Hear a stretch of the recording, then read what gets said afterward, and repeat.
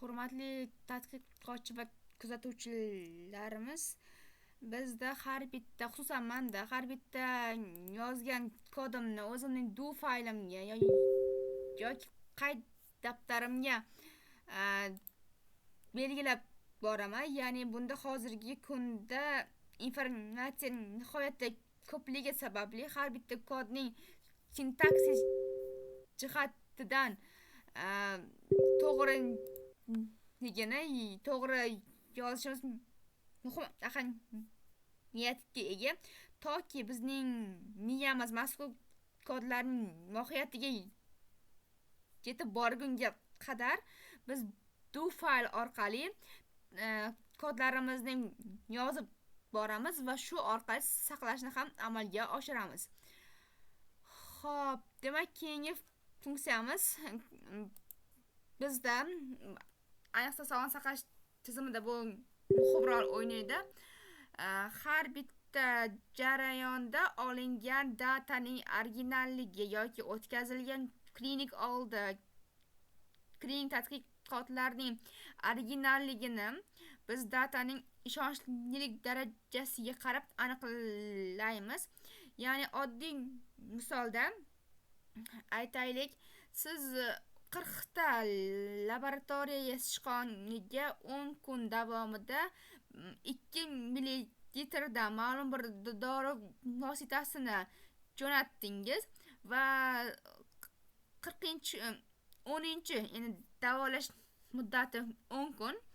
10-kunga kelganda sizning olayotgan natijangiz aynan shu sohada yozilgan olimning ilmiy maqolasidagi natija bilan keskin farq qildi. Ya'ni bunda sizning olgan natijangizning ishonchlilik, originallik darajasi kamaygan bo'lishi mumkin. Aynan xuddi shu holatda siz darrov men xato qildim degan xulosaga kelishdan oldin bizda Korenbach alfa testi bor. Mana shu test yordamida o'zingizning datangizni originallik darajasini tekshirib ko'rishingiz mumkin bo'ladi. Agar siz datani haqiqatda to'g'ri olgan bo'lsangiz va bunda hech qanday o'zgarishlar bo'lmaydigan bo'lsa, Korenbach alfada natija yuqori darajani ko'rsatadi va sizning tadqiqotingiz orasida keskin farq boshqa yashirin sabablarga bog'liq bo'ladi. Xo'p, testni ko'rib chiqamiz. Bizda bu alfa testi. Alfa deganda F harfi pH deb yoziladi, F da emas. Xo'p, masalan, menda alfa testida bir nechta o'zgaruvchilarni tanlashingiz kerak. Bitta o'zgaruvchi bilan tahlil olib borilmaydi. Xo'p, ko'rib turganingizdek, alfa deb men yozdim va 3 ta o'zgaruvchini tanladim va menda 3 ta qator kelib chiqadi. Ya'ni bunda mana shu joyda mani datamni originallik darajasi eng yuqori holatda chiqishi kerak bo'ladi. Bu holat nima uchun kerak? Ba'zida klinik oldi tadqiqotlarda ko'p uchraydi. Dori vositasini berayotganda jarayonni tezlashtirish va klinik oldi tadqiqot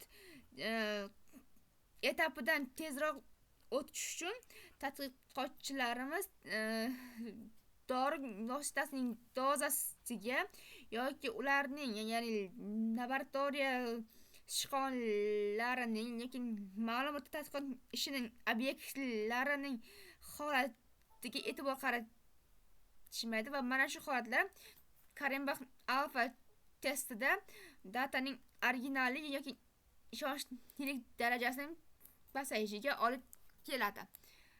Biz tadqiqotni maliki to'g'ri deb aytishdan oldin Korenbach alfa testida tekshirib ko'rsak, natijamizga qarab mana tadqiqotimda mana bunaqa natija bo'ldi degan xulosaga kelsak bo'ladi.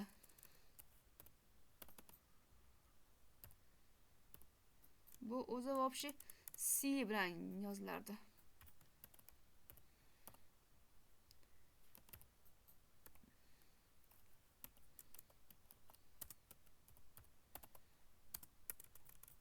Men doim kirilchada yozganim uchun lotin tilida xato qilishim mumkin.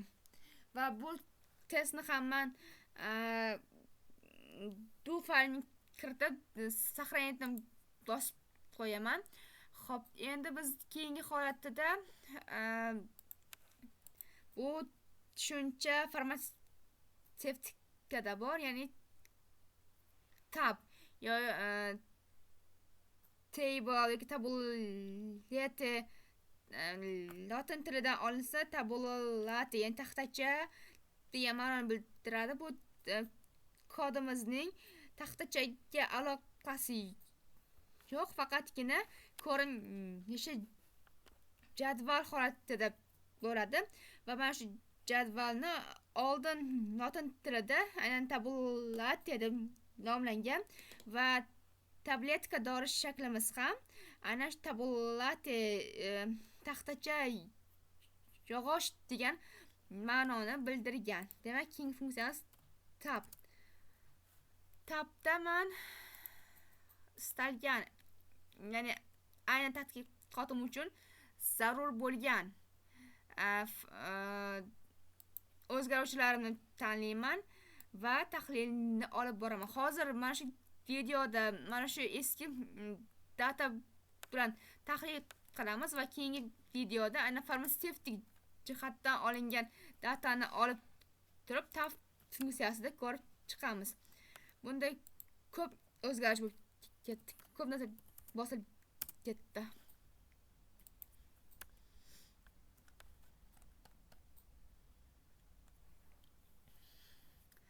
Ko'rib turganingizdek, men tab o'zgarishini tanladim va ularning